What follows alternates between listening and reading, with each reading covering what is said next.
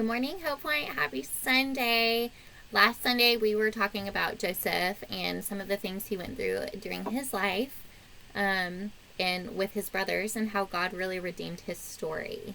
And God never left Joseph in the midst of everything going on. And in the end, he was still able to forgive his brothers and redeem that relationship. And today, we're going to talk a little bit more about some of Joseph's family members. And some of you may be shocked to know this, but Moses is one of Joseph's family members.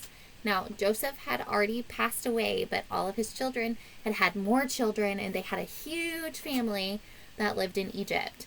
And during this time, there was a new Pharaoh, and he didn't remember Joseph, and he didn't really like God's people. So he did what Joseph's brothers did to Joseph.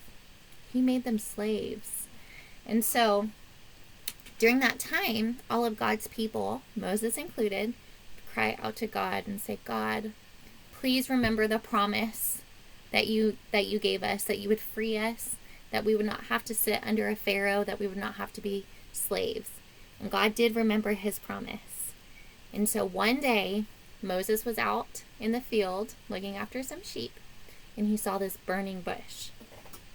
Now, the bush was on fire, but it wasn't being consumed by the fire. That means the leaves weren't burning off of it. You know, it's just a bush on fire, but it still had everything attached to it. No leaves were falling off. And so Moses went to go look at it, and he was like, that bush is not burning up. And so as he got closer, he heard this loud booming voice, and it was the voice of God from within the bush saying, Moses, I remember my promise that I gave to you and to your people. Go to the Pharaoh and tell him that I said he needs to let my people go. Now, Moses was really nervous about this. He had to go to the Pharaoh who owned him and kept him as a slave and tell him, God told me to tell you to let my people go. But Moses was a man of God. And Moses went to Pharaoh and he said, Pharaoh, God said you need to let my people go. You need to let God's people go. We cannot be slaves anymore. And Pharaoh said, nope, I like having you as my slaves. I'm not going to let you go.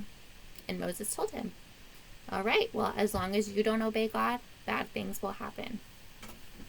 And Moses was right. God sent 10 warnings to the Pharaoh. And these warnings we call plagues. So there was a lot of them, and a lot of them had to do with bugs, a lot of bugs, locusts, gnats, flies. There were frogs jumping out in everybody's beds, in all of their soup. I mean, it was a disaster. And each time God sent a plague, Pharaoh would say, please take this away from us, God. I will let your people go. I will let your people go. So God would stop the plague. And Pharaoh would say, never mind, I want to keep your people. I want them to be my slaves. Which was not right. Pharaoh was trying to play tricks on Jesus, or on God, and God wasn't having it. So God sent the final plague. And it was not a good plague. No plagues are good, but this one was really bad. God told Pharaoh that he was going to kill the oldest son in every family except for his people. And so God's people killed a lamb, got the blood, and painted it over the top of their door. So at night, when God would pass over all of the houses, if he saw the blood on the top of the door, he would know that those were God's people and that that lamb was slain instead of the son. And so the next morning, when they woke up, Pharaoh realized that his son had passed away. And so he was devastated. He was so hurt and just heartbroken that he had lost his son. And he finally decided that he was going to obey God and to free all of Moses and his and God's people. And so he freed them.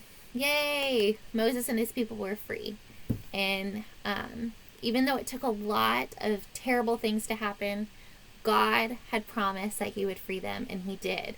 So they left Egypt, and every year they recognized that day as what we now call the Passover. And it was a way It was the day that God had rescued them and had freed them from being slaves in Egypt under this Pharaoh. And it's something that we still recognize in our calendar every year. And we shouldn't just recognize it once a year. We really should recognize it every day, because what happens when God passed over that house, he said, oh, that lamb was slain instead of that son. So those sons can say, the lamb was slain instead of me.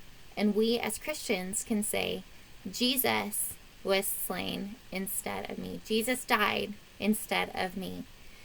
And it's very true, because just like God passed over all of those houses and rescued all of his people with Moses, he sent Jesus to come and save us and rescue us so that we would have freedom and life forever and ever. And that's such a sweet, sweet way to remember that Jesus really is the Lamb of God.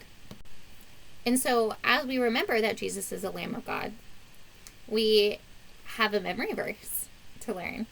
And so our memory verse today is from it's from Exodus, and it's chapter 6, verse 7. And this is what it says.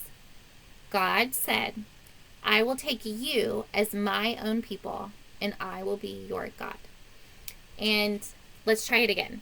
God said, I will take you as my own people, and I will be your God. Exodus chapter 6, verse 7. Very good. Good job.